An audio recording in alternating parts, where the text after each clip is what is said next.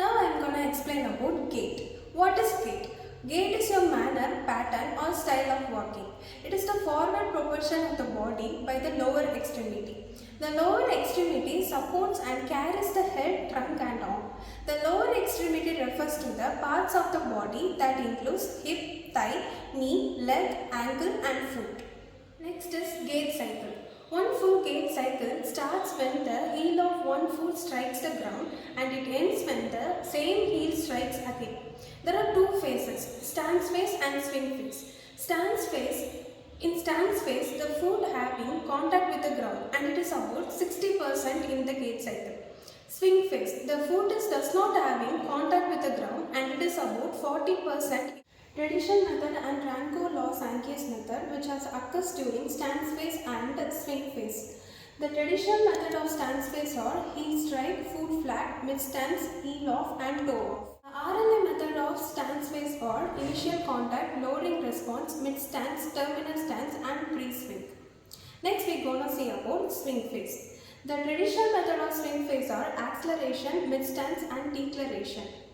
The RLA methods of swing phase are initial swing, mild stance and terminal swing. First we are going to see about stance phase. In traditional method, the first one is heel strike. The heel of the loading extremity touches the ground. This is the beginning of the stance phase, results in double support. In RLA method, it is called as initial contact. The second one is foot flat. The foot totally contacts the ground after the heel strike. In RLA, it is called as loading response. Next is mid stance. This is the stage where the weight is totally transmitted to the weight bearing lower extremity. And in RLA, it is called as mid stance. Next is heel off.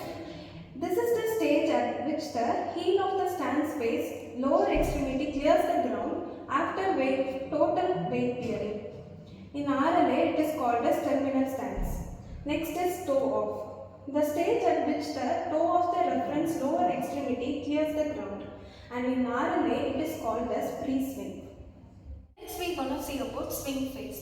In traditional method, the first is acceleration. It starts immediately from the toe off. The reference lower extremity to the same extremity comes directly under the body. In RLA method it is called as initial swing. The second is mid stance. When the swinging lower extremity swings directly beneath the body, it is called as mid stance. The third is deceleration. It starts from the limb which swings beneath the body to the knee extension and the preparation of the heel strike.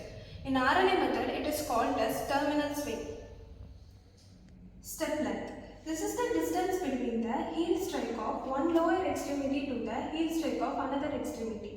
Step duration. It is the time taken for completion of one step. Stride length. This is the distance between the heel strike of one lower extremity to the heel strike of the same lower extremity once again to the ground. Stride duration. It is the time taken for completion of heel strike of one extremity to the heel strike of the same extremity again. Cadence. Cadence is the number of steps taken per minute. Width of basal support. The linear distance between the midpoint of one foot to the other foot is called as width of basal support and it is about 2 to 4 inches. Foot angle. The line intersecting the center of heel and the second toe is called as foot angle. In normal walking, the foot angle is about 7 degrees. Single limb support. It is the period at which single limb contacts the ground. Double limb support. This is the period at which both the lower extremities having contact with the ground. The determinants of the gait.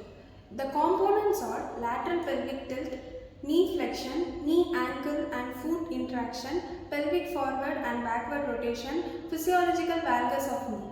Now we are going to see about pathological gait. Pathological gait is an altered gait pattern due to deformities, weakness and other impairments. Some pathological changes may cause the improper gait pattern. They are neurological gait, muscular weakness gait, joint or muscular limitation gait, leg length discrepancy gait and painful gait. First we are going to say about neurological gait. Neurological gait are Parkinson gait, ataxic gait, Siserian gait and hemiplegic gait. Parkinson gait.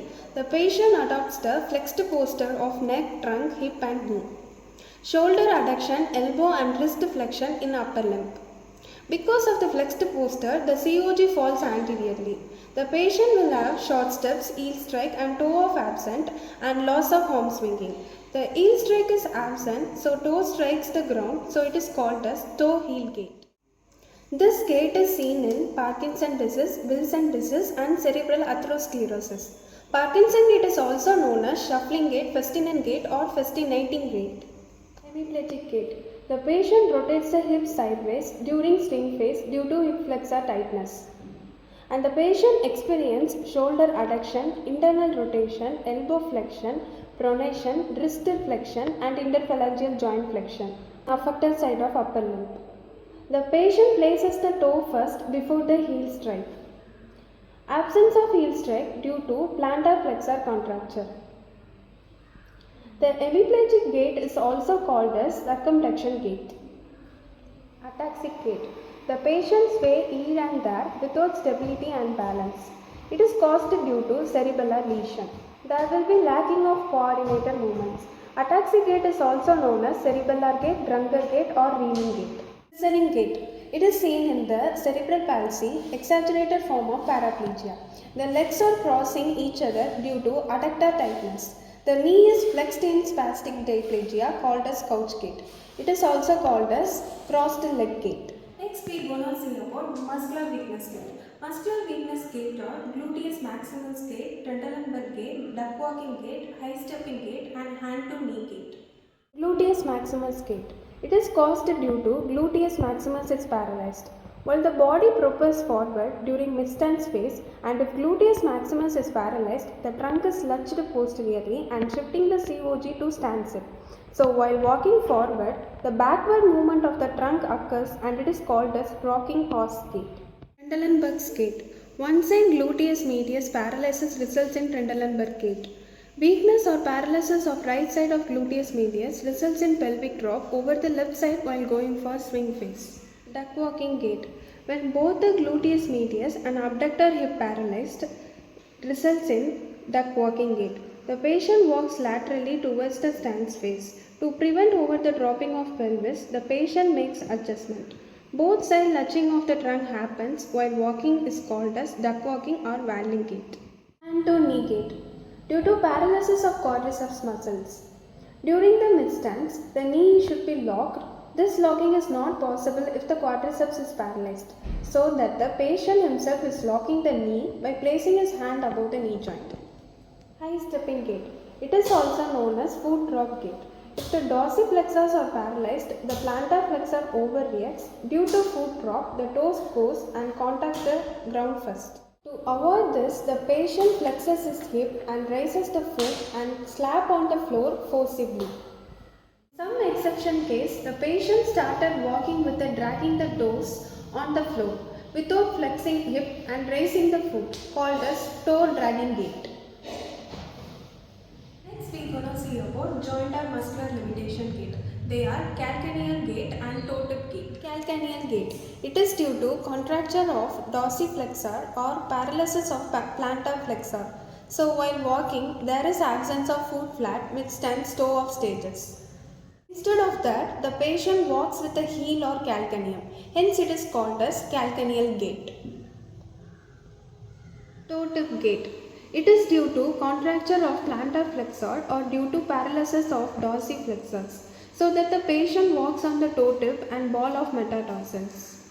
It is seen in spastic diplegia. So while walking, there is absence of heel strike and heel off.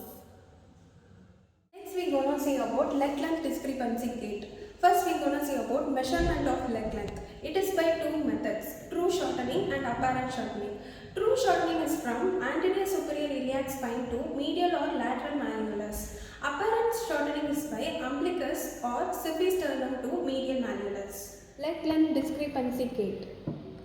If leg length is more than 2 inch, it is marked as equinus deformity. The patient walks with heel raised. This type of gait is called as equinus gait. Painful gait. When the patient has pain over the joint of lower extremity, it is considered as painful gait. So the time taken for the stance phase on the involved side shortens, and shortened step length, shortened stride length, increased velocity of step also can be So noticed. today we have seen about normal gait and phases of normal gait, pathological gait and types of pathological